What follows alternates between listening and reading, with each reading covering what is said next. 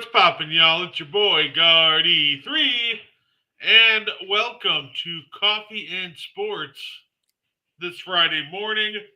Of course, like I said, this is really more of this guy's show. He is the main event of the evening. He is Mo Better. How you doing, Mo? It's Friday. We're on the eve of the weekend. This is the second leg of our weekly double double. I'm ready to get into it. Let's go. No, absolutely. I figure we start off with a little hoops. And I'm curious. We kind of been seeing how your Lakers have been doing without, Bron. He's been out. Obviously, they didn't do so well against Milwaukee. What? How far do you think they slip without LeBron? Do you think they weather the storm and stay around the second seed, or do you think they fall back a couple spots? I think they do. Depending on how far along he's going to be out, be it a week or the full 2 weeks. My mindset is let it be the full 2 weeks so that he's fully healthy for that final leg of the season.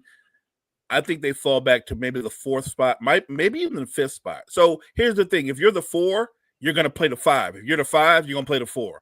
That's how that works. So I think they're going to fall back that far. Now, when he comes back, can they make a final push to like go up to maybe 3 or 2 again? That all depends on what the Nuggets do, what the Timberwolves do, and teams like that. But I'm going to say they fall back at least into the five spot, which still isn't a bad spot considering I think the Western Conference is all about matchups. You might get a more favorable matchup at the five spot. No, that's absolutely fair enough. See, would say with the way the standings are shaking out right now, the five seed would get you a matchup with the Houston Rockets. We win in Assu- that. We win in that. Assuming because right now the standings are shaking out, we got one seed Thunder, second seed Grizzlies, then third seed Nuggets, fourth Lakers, fifth Rockets, six Warriors. So and then play in his Timberwolves, Clippers, Kings, Mavericks, which Which I that's gonna be entertaining, right? But here's the thing: name those team again. You said Grizzlies 2, right? I think Nuggets were 3. yeah, and then Lakers, Rockets, Warriors round out the top six seeds right now. And their records are probably very close together. That's my point, that they're very closely knitted together, and I think they're interchangeable. Like the Rockets, they have youth, they have athleticism, they don't have a lot of shooting. They don't, flat out. They don't have a closer. So I that the problem they would present for the Lakers are their depth and their athleticism. But I don't think the Lakers would have a problem beating the Rockets in maybe 5 or 6 games at the most. I think what Houston needs is a guy that can close out games, and they don't really have not a consistent closer, because I know somebody will say, "What about Green?" And I'll go, the thing about Green is his most consistent thing about him is that he's inconsistent. So I'm not fearing him in late game situations. No, absolutely, and it's funny to see the standings too because it's like everybody is so close, and then there's the Thunder who have won 54 games already. That's it's absolutely crazy. And I know I've said I don't think they're going to win it all. That's not because I'm rooting against the Thunder. Of course, you root for your favorite team, but if the Lakers couldn't win it all, which I don't think they will, would I mind a young squad like the Thunder getting to the finals and winning it? No, I wouldn't at all. I wouldn't. I think that would be a good look for the league too, and it would be different, right? Because in the history of basketball, teams that their core, I'm not talking about the surrounding pieces, but their core pieces are 25 and under, they don't win titles. They never do. They did is they say it's a young man's game, but the really really young teams, they don't win titles. So it would be kind of unique. Like the closest to achieve that, I would say, would have been the Warriors, and they weren't that young. Like they were 26, 27, 20, their core pieces. So I'm just saying, and maybe that would bear out in the playoffs. The younger team that's been the front runner all year long, can they handle the pressure of the expectations that they've given their fan base and NBA fans in general, along with being the hunted? It's different when you're the hunted. They were the hunted last year and they kind of faltered the first time somebody offered up resistance.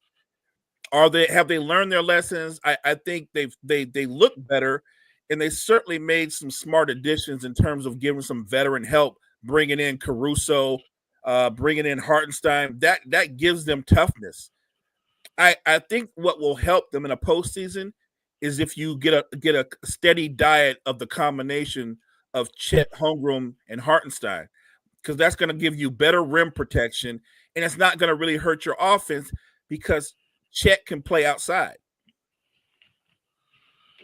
Yeah, no, and they've been absolutely phenomenal together. The fit's actually even better than advertised with those two.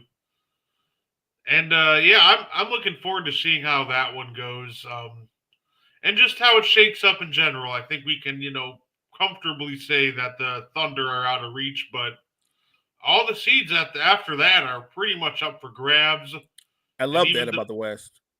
even the back end of the play, and like I don't think it's a stretch to say that we could see like the Mavericks fall out of the play in, and Yeah, that's the question. Like, let's be realistic. I think the Mavericks are absolutely going to fall out the play in.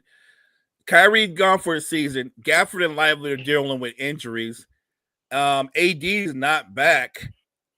Here's the crazy thing: if you're Dallas, and this kind of circles back to arguably the worst trade in NBA history, everything that could go wrong with that master plan has gone wrong with that master plan. You don't know, you can't predict injuries, but everybody's hurt. And then the guy that was carrying you, that was going to keep you in that 6th seed, while AD and company get healthy, he goes down for the year. The best thing the Mavs can do right now, I don't know. I think they own their own draft pick. I could be wrong. they do.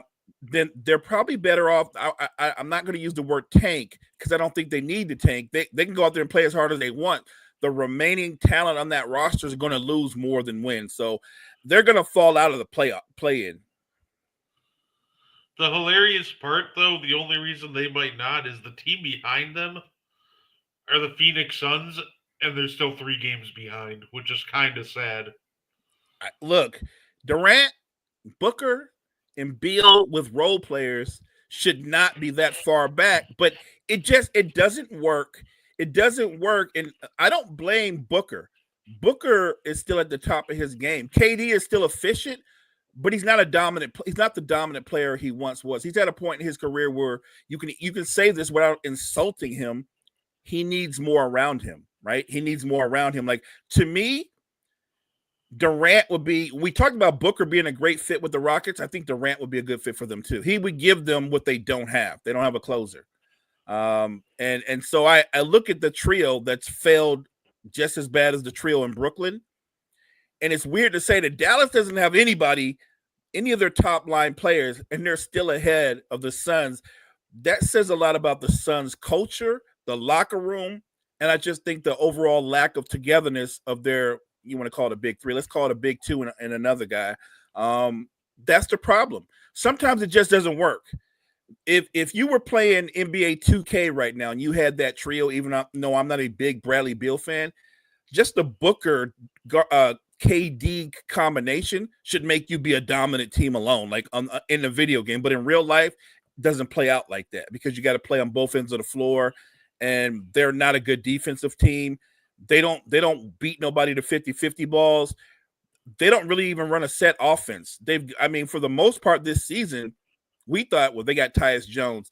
He's a good point guard. He'll put everybody in their spots. They scratched that. Booker's been playing point guard the better part of the season. So they don't have an identity. And because they traded away their future for Durant, they're stuck in a really weird purgatory, because it's not like if they tanked and were in the lottery, they don't have their picks. So what are they going to do? Yeah, at the end of the day with this team, yeah, it's just straight up weird.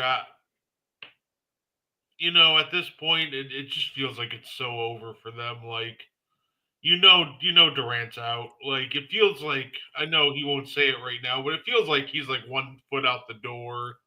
And they want him out. I think they realize that this isn't going to work. We need to get some value for him. They tried to trade him at the trade deadline. It's the worst kept secret in the NBA. So they're going to part ways this offseason. It's just a matter of what kind of assets the Suns can get in return. Yeah, no, absolutely. Let's say, and of course, like I said, my that almost makes me happy a little bit. Every game that goes wrong for Phoenix is we take a step closer to my Booker to Houston prediction coming true. This is true. So there's a lot of great places though for Devin Booker. Another team, if I'm looking at the Devin Booker market, that maybe I'd even consider overpaying him to get him. Orlando Magic. They need a boost in the half court like pretty badly. So I think that could be like, I don't think he'd be like their number one destination, but I think that could be like a dark horse suitor for him.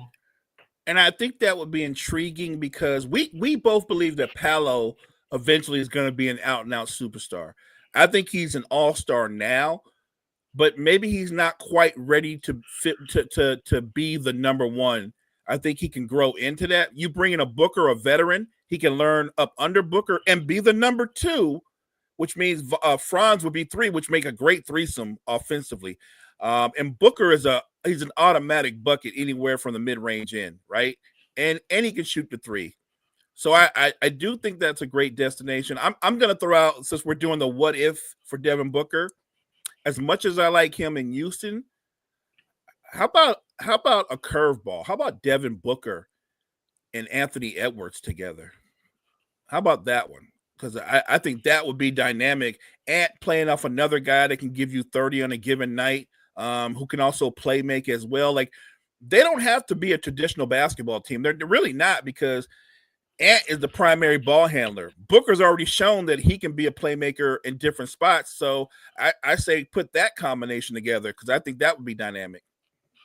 Yeah, absolutely. And I think the faster you pull the plug on this for Phoenix, the easier it is on their fans too, right? Like, I feel like the worst kind of sports teams to watch, like, listen, if you know your team's going to be bad and they're bad, you don't really care. You're like, okay, well, let's just look for, growth from young players.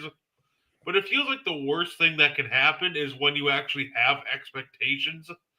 And then, like, the Phoenix Suns happen where they just woefully underperform them every year. Like, it feels like they're just setting themselves up for heartbreak every single year that this goes on. So, honestly, at this point, it's almost like the sooner the better. Like, let's just get a move on it, trade Durant, maybe starting looking at the Devin Booker trade market, because he isn't a spring chicken anymore, and, maybe get the show on the road with a mini rebuild. Yeah, look, I think every year the NBA offseason, there's a lot of player movement. And I don't think this coming off season is going to be any different, because I think you are going to have some bigger names change uniforms. I don't know if the Booker trade happens automatically, but I will say this: if you're moving Durant,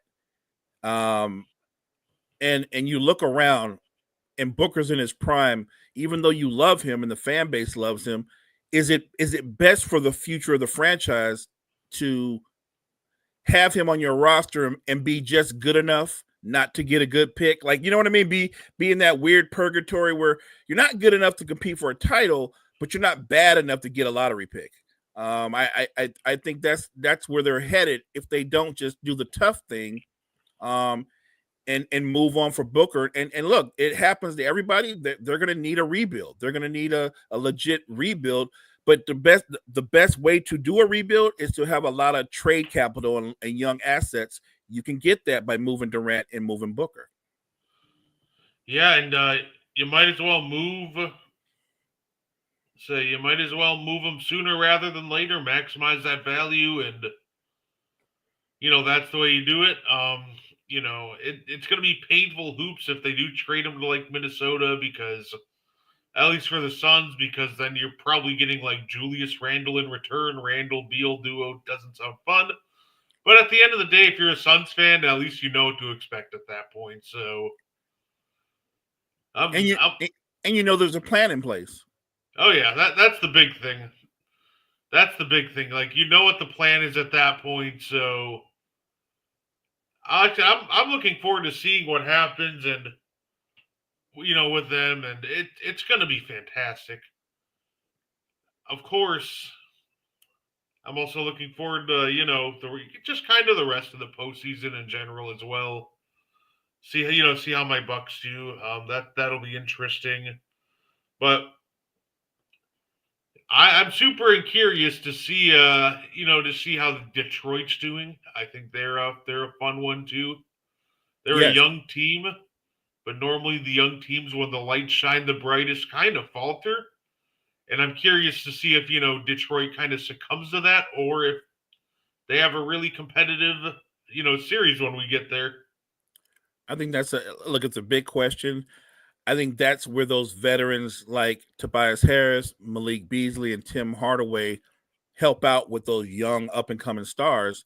And obviously, your superstar in Cade, that's when those veterans kind of help you out. I I think Detroit is capable of winning a first round series because they don't know what they don't know. And in the East, things are a little bit clearer. There are see somebody agrees with me, and I appreciate that. Um, there's a team that we expect to be in the conference finals in the Celtics. There's a team that we think will be in the Cavaliers, and then we're talking about your Bucks and the Knicks. I think it's four teams that people say those are the big four in the East. And then there's everybody else. And when you say there's everybody else, that's why Detroit to me has a legitimate shot to knock off one of those favorites. I don't think Detroit fears playing the Knicks or the Bucks because the Bucks is your team is they have talent, they have two elite players, but they do have question marks. And Detroit has what they have is they have athleticism, quickness, and they have depth. So I think that would be an intriguing series. I would think the Bucks would win that series, but I don't think it's a sweep. I think that's a 5 or 6 game series. Yeah, and right now, if the playoffs were to start today, they'd be drawing the New York Knicks, which that would be a tough one for them to win, but it's definitely doable. It is doable because the Knicks don't defend like most Tom Thibodeau teams do, and that's weird to say when you've got Josh Hart, OG, and Mikal Bridges, who are all terrific wing defenders. They just haven't defended at a high level consistently throughout the year. The Knicks are, if I had the numbers in front of me, I'm pretty sure the Knicks at best are a middle of the road defensive team. They're probably around 15th. They just don't defend at a high level. And maybe that changes in the postseason and maybe it doesn't. But I'll say this if they defend in the postseason the way they've defended in the regular season, they don't want to see Detroit. They really don't. Because I get that Brunson is he's a bigger star and he's more proven in the postseason. I don't know that if you're doing well, we have Brunson, so he's probably going to do better than Cade. If that's your saving grace, I wouldn't put money on that. I think Brunson is more established. I don't know that he's a better player than Cade Cunningham. He's certainly not more talented. So that would be an interesting matchup. I say when we get to the playoffs, when it comes to the Knicks, a lot of that offense is obviously it's always going to fall on Brunson, but I'm guessing teams like Detroit and everybody that faces them, we know the game plan. It's pretty crystal clear. Blitz Brunson, get that basketball out of his hands, force somebody else to be a primary creator, and I'm interested to see if somebody else really steps up with that because right now, if you ask me who's going to step up to kind of create for others outside of Brunson, I'm not really sold on anybody. Your next best option there is Cat, which will be interesting to say the least. See how that plays out.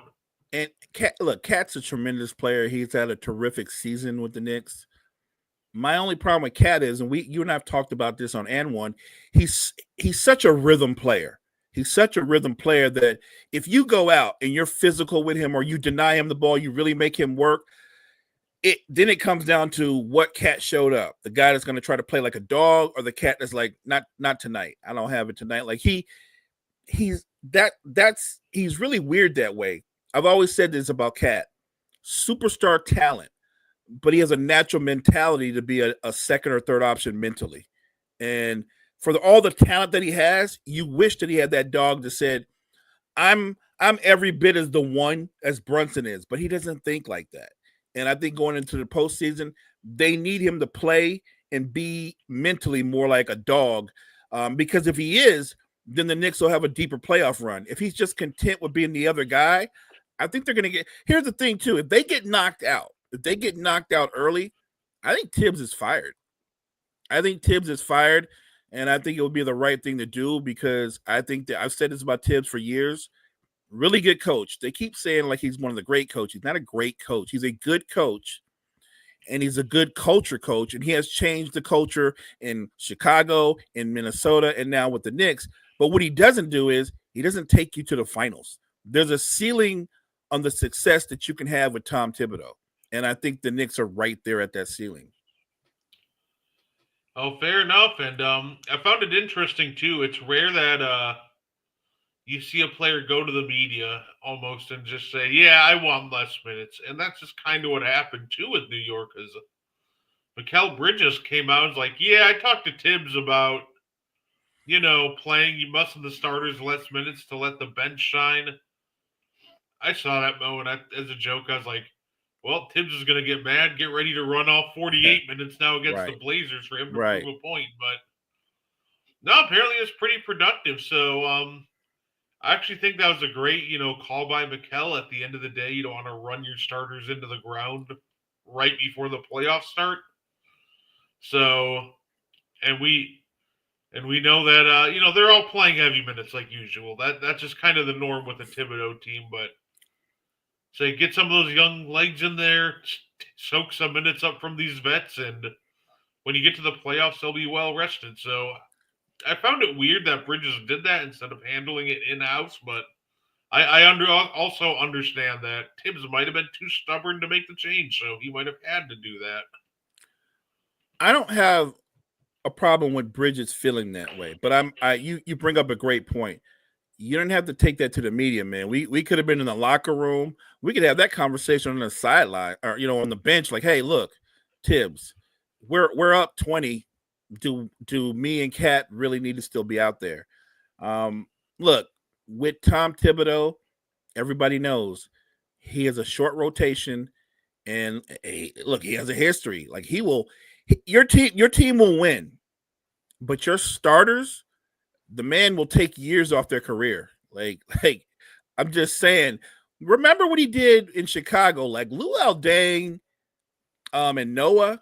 Look, we talk about the D Rose thing, but look at Deng, and I mean these guys were playing insanely heavy minutes, and they're really heavy minutes because Chicago was all about defense. They were all about defense.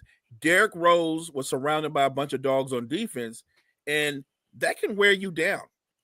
It can take a toll over you over the course of a regular season. I'll say this: if the Knicks seeding isn't going to be changed late in the year, where they're like, well, if we win 3 more games or lose 3 more games, we're still going to play who we're going to play. Rest your starters. Rest as many of your starters as possible so you can go into the postseason with fresh legs. I thought the Knicks were a little tired last season, and it didn't help that they kept getting into these dogfight series, especially that series versus the Pacers, right?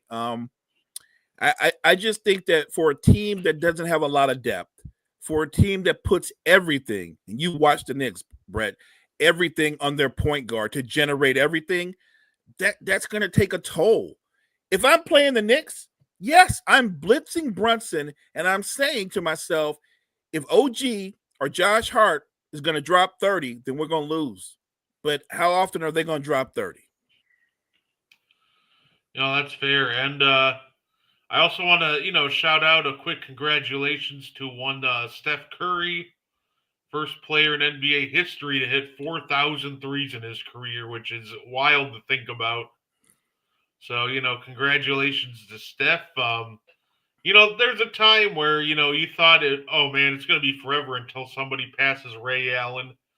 Now the bar is really way too high. It's going to be like, I don't know if anybody passes Steph in our lifetime. No, So no. congratulations to Steph and what he did. Yeah, congrats to Steph.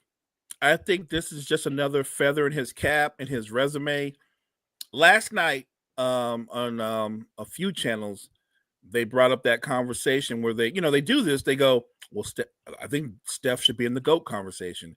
And then, of course, the guy that you love, the other day, Shaq said Steph should be getting some consideration for the GOAT. Without trying to be anti-Steph, because I think we've kind of gone over this a little bit, he's one of the greatest players to ever play. And his biggest claim to fame to me, Brett, it won't be that he's just the greatest shooter of all time.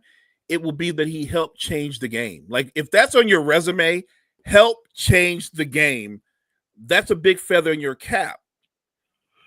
That being said, when you start talking about the greatest of all time, I'm looking at LeBron, I'm looking at Kareem, I'm looking at Jordan, even Magic, which that's a closer conversation. I don't think there's a close conversation between Steph Curry and LeBron James. There's not a close conversation between Steph Curry and Michael Jordan or Kareem. Like, as great as he's been, and he's been terrific for the league as a player, as an ambassador, if you want to say that he deserves consideration, yeah, he deserves consideration the same way LeBron deserves consideration for MVP this season, right? Because he's 40 years old and he's playing like a top 5.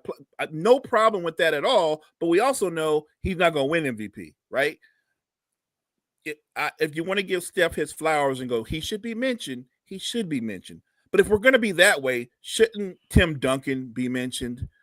You know what I'm saying? Like, if we're giving out flowers for what you've done and what you've been, I just think that it's really weird coming from a guy like Shaq who's clearly upset that he's never in that conversation, right? Like, that's kind of weird. If you're a top 10 player, the conversation should be, why am I top 10? So that must be I'm in the conversation for the GOAT. But no one ever says, Shaq should be the GOAT. I think Steph is great. He's great for the game, great for the league. He's not going to go down as the greatest player of all time. Not the second, not the third, not the fourth, not the fifth. He's one of the top 10 greatest players of all time. And there's nothing wrong with that. I'm sure Warriors fans are like, are you crazy? Because look what he's done and how he moves defenses around when he doesn't have the. I get it. But that's part of his superpower. But even with that superpower, greater than LeBron James, I can't make that connection. I can't do that. Greater than Michael Jordan, I can't make that connection. Greater than Kareem, I can't make that connection. I don't even think he's greater than Magic, but you can, if you tell me he is, I'll listen to that conversation and you can tell me why. It's interesting, but I'll listen to that. But there's Mount Rushmore players. As great as Steph is, I don't think he's on the Mount Rushmore basketball. That's a simple way I can put it. Yeah, and no, I think that's fair enough. As soon as I didn't even really look too much into the Steph discourse last night, just because that as soon as I saw he hit 4K, I knew that would be the exact conversation people would be having. So I'm like, I don't even think I need to really look at the discourse around Steph because now it's just going to be, is he in the GOAT conversation? And I don't think he has a case for it, but and it's weird, right? Because a lot of NBA fans do almost take that as an insult. They'll be like, What do you mean? What do you mean? Like, is it really insulting to say that you're one of the 10 greatest players of all time, or 15 or 20? If you're a top 100 player of all time, is that really an insult? Like, no, it's not. Like, he's not in that GOAT conversation, and it's okay. Trust me. It's slander in today's the way today's social media and fan bases think. If I say that Steph Curry is not a top 6 player all time, it's Steph slander. And yet I don't think Steph Curry is a greater basketball player than Kobe Bryant. I don't. He's certainly a better shooter, but we're talking about who's the better basketball player. We're not talking about playing the game around the world. We're talking about who's the better basketball player. You can tell me all the strengths that Steph has. And you're right. When he's moving off the ball, nobody makes defenses shift more than Steph Curry. But that is, again, part of his superpower. Kobe Bryant was doing most of his stuff off the dribble, as was Jordan and others. So they do it in different ways. But just as a basketball player, even if you wanted to go resume, I don't think he's better than Kobe. I don't think he's better than. It's not think. Look, if you know basketball and you're objective, you give Steph credit for the impact that he's had. And look, he is the head of a dynasty. They won 4 titles. He is the only unanimous MVP in the history of basketball.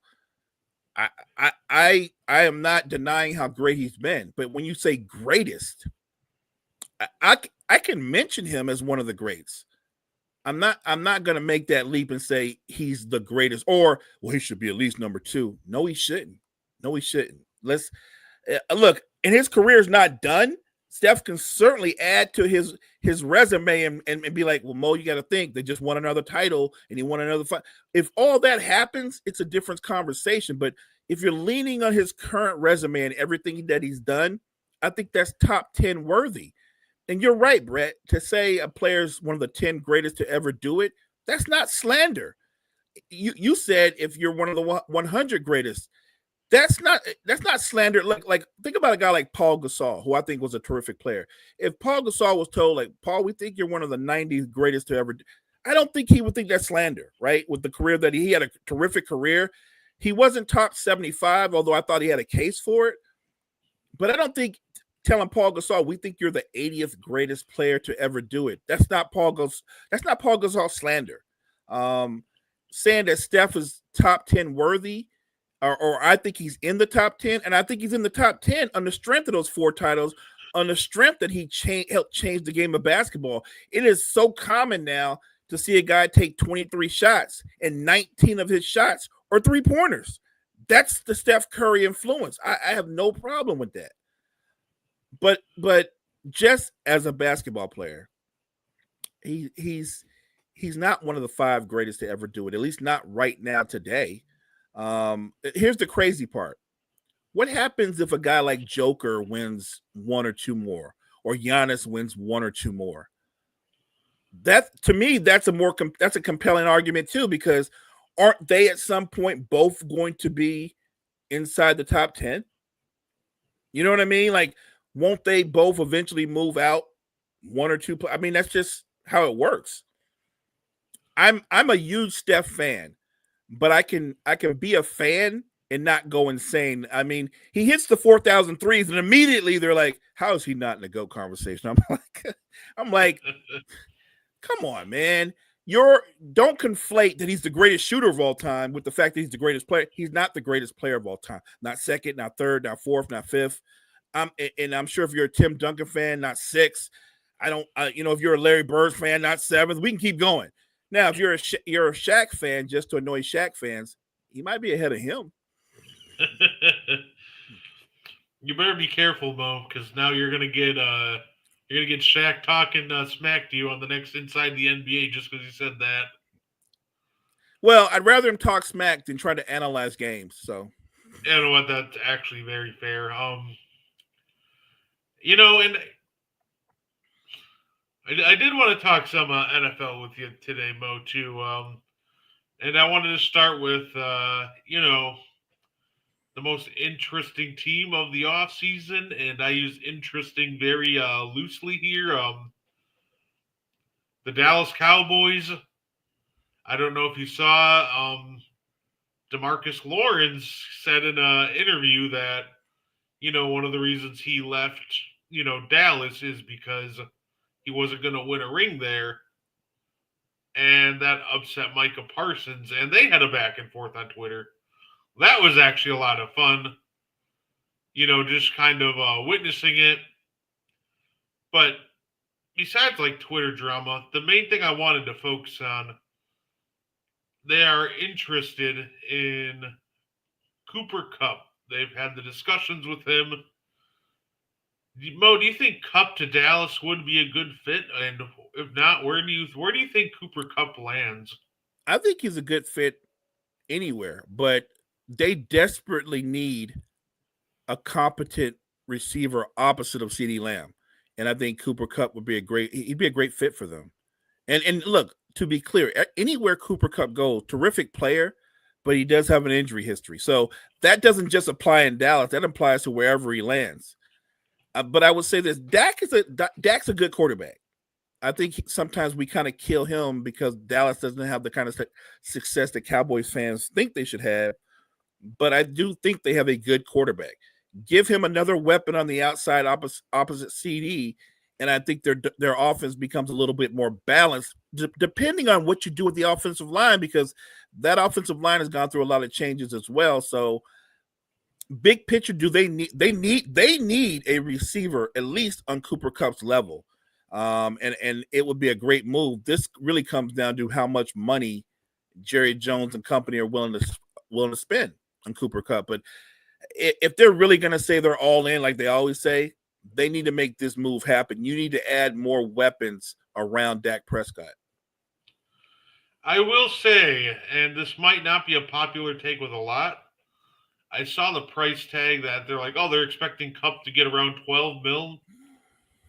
Mo, if Cooper Cup's costing me 12 mil, you know what? At least, in my opinion, yeah, I'm good. The problem with Cooper Cup is, you do need him as a number two. He needs an elite wide receiver to take most of the attention, but he's just so very clearly like declining over the past couple of years. And I think he could be good, and I think a team like Dallas would be great. But I think we're getting to the point in Cooper Cup's career where he's really just kind of a zone beater and just like a short, yardage guy who might occasionally flash and, have that big game. So I think Dallas would be good because they have a good quarterback and CeeDee Lamb is there. And I think that's going to be huge for, Cooper Cup. I just think he has to go somewhere where it's a good system. They're not going to, have to completely lean on him. You got to give him another, elite receiver on the other side. And there's a quarterback that can kind of help throw him open. So I think that's going to be all huge. So I would love to see. I would actually enjoy seeing him in Dallas.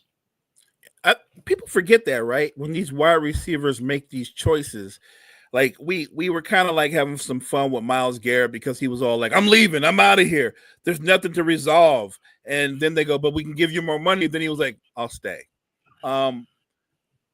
If you're Metcalf, DK Metcalf, and you go to the Steelers because of the money, I get it. They offered you a big contract, but shouldn't it matter to you who your quarterback's going to be, right? Like you want a quarterback who has the talent to throw you open. Like everything, you don't want everything to be a 50-50 ball. That should matter to you. If you're Cooper Kupp, you better look at the quarterback of the team that you're going to before you sign on the dotted line, especially because he's on the other side of his prime. You don't want to catch a lot of medicine balls. So if I'm Cooper Kupp, I think Dak is a pretty accurate passer. He can throw guys open. He's definitely a better option to some of these other teams that need wide receivers who have quarterbacks that throw a lot of medicine balls. Oh, I love the Steelers fans. They're so funny. They're big.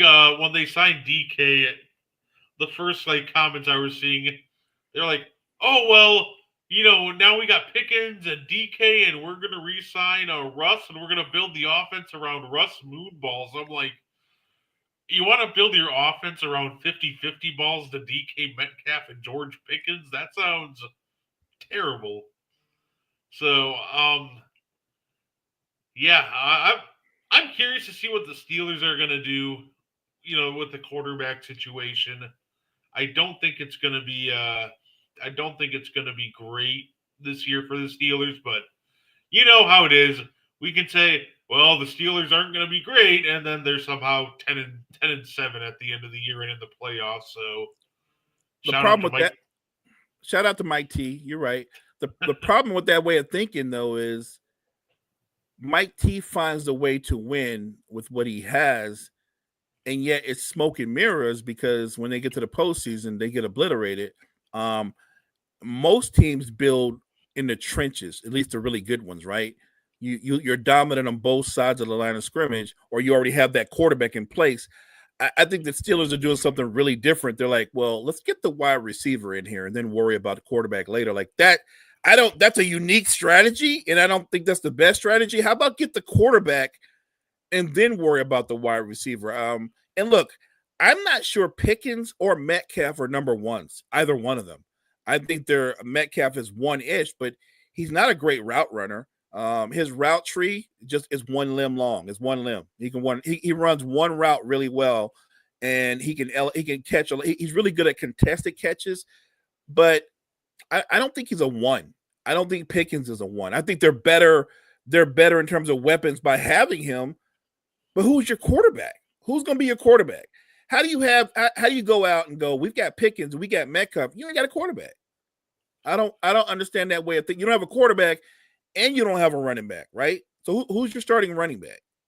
What's the situation with your offensive line? Because the Steelers don't have one of the better offensive lines. So that's also going to impact your quarterback. I don't care if it's Aaron Rodgers or Russ. If you can't protect your quarterback, it doesn't matter who's on the outside. And the problem with this idea of, I think the problem with the logic of, let's just get the wide receivers and such in there before we have the quarterback and everything, Mo. Like, let's say, maybe they tank this year, Mo. They get a rookie quarterback. Okay. That's one wasted year. Now we got to, develop the quarterback for another 2 years. So are you expecting these wide receivers still be the same player 3-4 years down the line when your quarterback's ready? Because now it's like, oh, well, great. Now DK Metcalf's just old. His 1-9 route isn't working anymore. George Pickens is, fine, but he's still not a number one. So I don't really like their way of team building in that regard, because now it feels like, you can get the quarterback, and unless you stumble onto an elite quarterback and that's already ready to go, if theoretically, Burrow gets sick of Cincinnati and wants out, which they would never trade him to the Steelers, that almost feels like that's what you're banking on, not, hey, let's develop a quarterback, because that's, 3-4 years down the line. So I think this season is going to be unique, because I think this will either be the make or break season where the Steelers and Mike Tomlin part ways. I really believe that. If they turn around and they win 9 or 10 games and they're knocked out first round of the playoffs, and I'm not saying it's Mike Tomlin's fault. He is kind of a victim of having success, but staying kind of in the mediocre lane, right? Good enough to have winning seasons, but not good enough to win a playoff game now, because that's where they've been the last few seasons. And they're not bad enough to get a high draft pick. At least if Mike Tomlin had a couple of losing seasons in there, you could go well, the Steelers have an opportunity to go out and get a franchise quarterback. This is a quarterback-driven league, and every season the Steelers have question marks at the quarterback position, the most important position in football. If that's not solidified, if you don't have that taken care of, along with your offensive line, it doesn't matter what you do with the wide receiver position. Yeah, fair enough. And I think, who's been killing it this offseason? The Minnesota Vikings. And, we've all been saying that, hey, it's J.J. McCarthy's team. It's J.J. McCarthy's team. But, it's funny because they've made so many great moves that it almost feels like the possibility of them bringing in maybe an Aaron Rodgers or just a veteran that can maybe try to help them win now becomes more and more likely. Listen, this is a very, starting to look like a very good team. That you get the right, guy under center, maybe you can make a nice run. Getting Hargrave, beefing up the line. I love the moves that they made. And I think the discourse around the Vikings and J.J. McCarthy is well, you have to put JJ, O'Connell, that's O'Connell's guy. You want to show you have confidence in him. You can bring in a veteran quarterback for this year and still believe in JJ McCarthy. Both things can be true. You're making all these moves and going to hand over the reins to a quarterback that's taken a career like 15 preseason snaps. Yeah, that's very risky. So, Mo, what do you think about like the Vikings and just do you think that they actually do run JJ McCarthy at quarterback or do they try to get somebody who might be more equipped to win now? So I like your idea better. I think that JJ is still their quarterback of the future. But one, we don't even know if he's going to be fully healthy for training camp, right? Coming off the injury he came off of. And two, you're right. He was still learning the game of football in the preseason when he suffered the injury. We don't know if he's ready to take over the reins and be the guy. So why wouldn't you sign a veteran?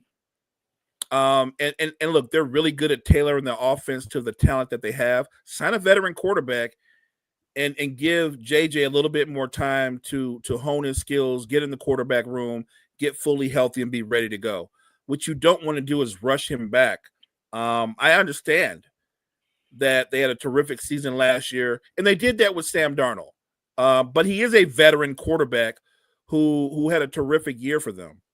I think JJ has potential, but why not bring a veteran in to solidify that quarterback room and be ready to go day one just in case JJ's not fully healthy or ready? Yeah, and hey, what's up, Linda? Thank you for hopping in. Yeah, and I agree. Like that's the thing. I think it's just very kind of short sighted to just say, well, yeah, just throw JJ McCarthy in there. He'll be fine. Like the worst thing you can do with a young quarterback is just destroy his confidence early. We've seen that happen time and time again. It's a tale as old as time. So I think if you're the Vikings, you just kind of got to be realistic on where JJ McCarthy is. Is he the guy this year, or does he need another year? And if he needs another year, I think that's perfectly fine. And now I'm also curious, what do you think, Mo? In about a month and 2 weeks, we got the NFL draft. It's coming up, and I'm curious. Do you think both Cam Ward and Shador Sanders go in the top five? Or do you think it's only going to be one quarterback, or maybe no quarterback? I think it's going to be one, but do you think both of them go top five? Because there's talks about. I've seen the talks about Shador slipping outside the top five, maybe closer to 7 or 8. Yeah, I've seen the talk. And look, I don't know if either one of them is going to end up being a franchise quarterback, but they could be. They could be. A lot of people are saying that they don't think that this draft class is the strongest in term at the quarterback position. What you have is a lot of guys with freakishly raw talent who may have to sit year one, right? I don't think any of them are ready to step right in and be the day one starter for any franchise. I think both guys, even with all the hearsay about Shador, I think they both go top five. I do. Because Yeah, and it's not like we have a shortage of teams, Brett, in terms of teams that need quarterbacks, right? You can go down a nice list of teams that need quarterbacks. say every single team in the top three really needs a quarterback. Obviously, that would be the Titans. I think it's going to be Cam Ward one to the Titans. And yeah, after that, you got the Cleveland Browns, who I'm assuming would want to get a quarterback. And of course, the New York Giants, who desperately need a quarterback. So it'll be interesting to kind of see how the draft plays out. I'm definitely looking forward to seeing who goes where. And What about that quarterback room? If the rumors are true and Pittsburgh is still like stalling out and Russ ends up in Cleveland, the quarterback room is Russell Wilson, Deshaun Watson, and potentially Shador Sanders. That's just an interesting quarterback room. yeah, and you know what, Mo? If like let's say Shador does slip, if we're just talking about the Steelers, like if you're the Steelers and you let's say like pick 7 or 8, he's still there. Do you maybe move like your first and maybe a first next year and just multiple picks to move up to get someone like him, or like if you're the Steelers and he does slip, like I think you have to consider trading up for him because will he be a franchise quarterback?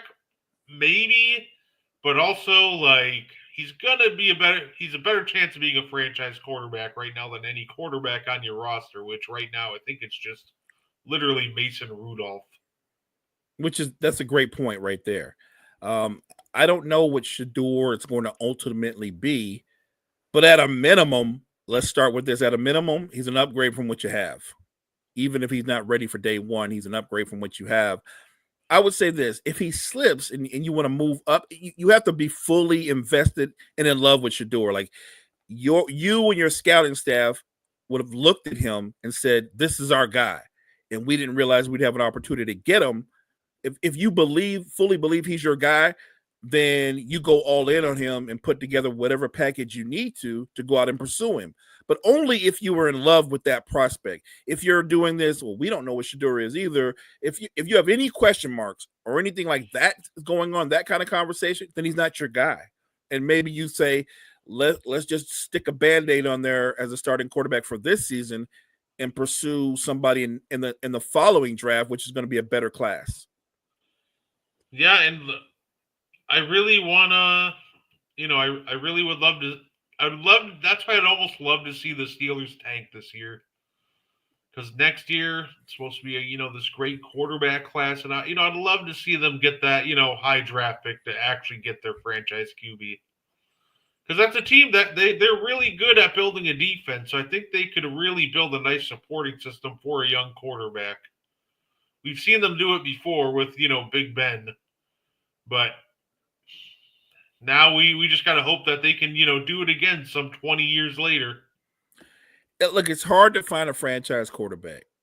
It really is, and the Steelers weren't ready, even though they knew Ben was getting older and he was on the other side of his prime. I just think they weren't ready for the drop off. Look, everybody knows the best friend of a young quarterback: good defense, strong run game, and your tight end. So I think that if you're going to bring in a young quarterback, you have to bolster your offensive line. You have to be able to establish your run game to set him up for success in year one, and then let him progress as he goes. Yeah, no, that's absolutely fair. And to cap off our morning show, Mo. Of course, we got the NFL draft next month. We got WrestleMania next month. But I'm curious because we've always said that. Yeah, we think I've always at least been under the impression that The Rock only has one more match in him, and I always thought that would be against Roman Reigns either at this year's WrestleMania, which obviously is not going to happen. So now you start looking towards next year's WrestleMania. Do you think he could have two more matches in him? Because obviously now he's in this very interesting story with John Cena. And now, they might end up, having to at least have an interaction or a fight on their retirement tour. I don't know if it's an actual match. Maybe it's just a scuffle, but Mo, what do you think the odds are that we do get maybe John Cena versus Rock the Third on this retirement tour? So I think the combination of Rock and Cena, along with what they do in terms of building around him, is almost like a football team or basketball team. And when you form the corporation, I think they're going to be the guys you love to hate.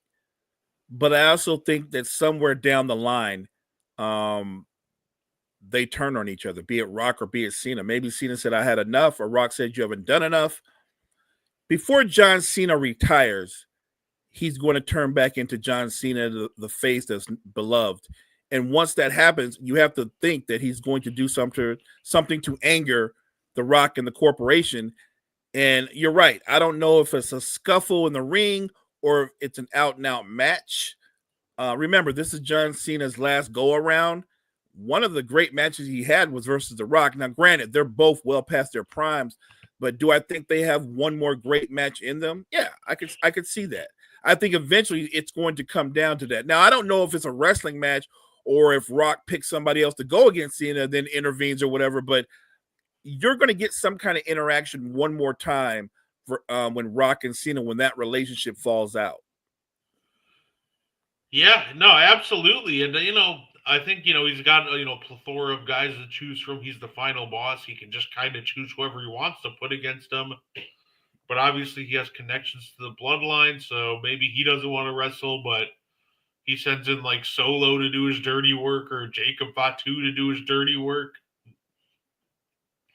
Overall, I like the idea of John Cena versus Fatu, right? Because the betting odds would be, Fatu, the werewolf, is going to get the advantage of Cena. For Cena to find a way to beat Jacob Fatu would be awesome. So, you know what I mean? To go out on that kind of a win like that in a big situation, especially if there's a belt on the line. I would like this for John Cena. I would like him to win the belt, and maybe he and Rock fall out, and he becomes face Cena again, and he's got to defend the belt against somebody like Solo or Fatu, and he retains the title, and then he retires the champ. Right? That's the best way to walk away.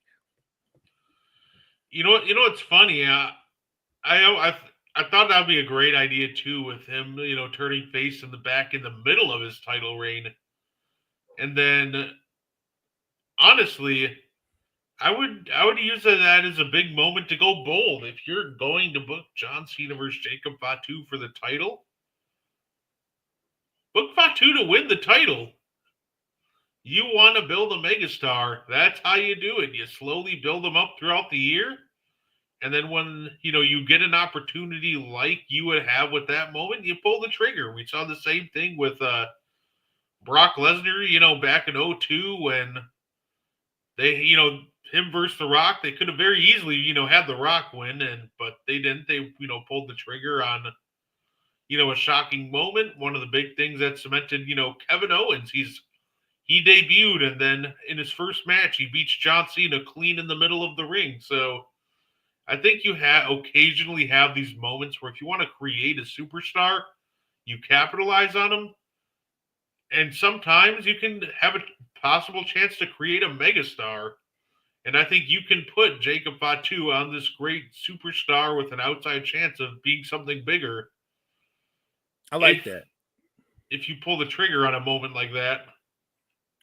I like that for two reasons. One, I think Fatu has the ability to be a megastar, but more importantly, John Cena has always been about the business, and he's been one of those superstars that's never had a problem putting anyone over.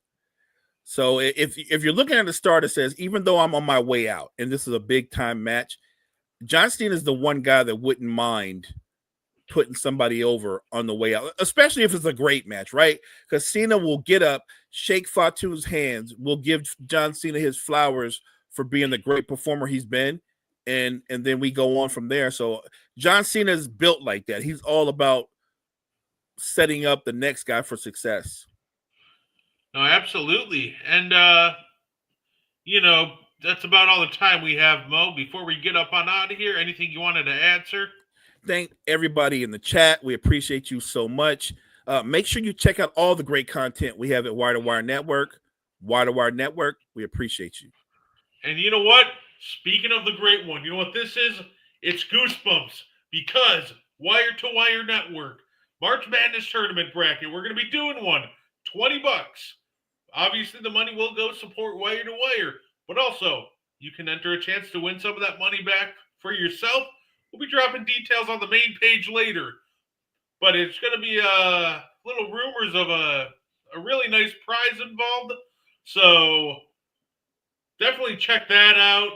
Be ready to buy a couple brackets, and maybe you can win our grand prize, which, we'll be announcing later, right before the tournament starts. So, like I said, I'm getting goosebumps just thinking about that. Thank you for tuning into the morning show. Thank you for checking us out. We definitely appreciate you, and I hope you guys enjoy the rest of your weekend.